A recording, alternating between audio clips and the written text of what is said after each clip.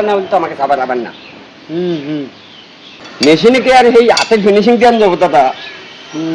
চুল কি কালি করবেন?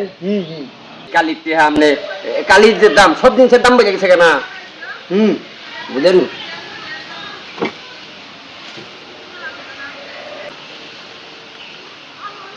দাদা দেখেন তো দাদা ঠিক আছে কিনা দেখেন তো। ঠিক আছে দাদা? ঠিক আছে। কি যাবেন গা? ওই দিন আমার যে জ্বালানটা দিচ্ছেন এটা কি আপনার মনে আছে? কালি করে মুশকিল বুঝছে দাদা। দেখি দাদা দেখি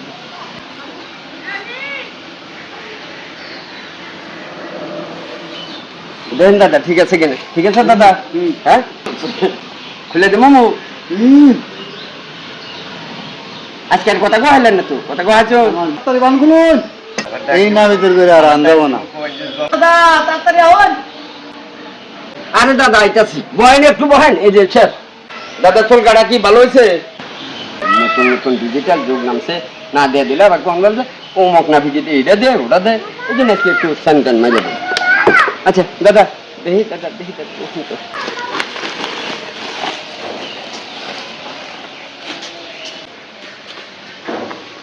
বহেন বহেন বহেন বহেন।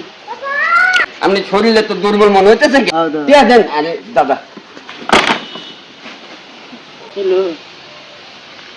মামলা চালু করে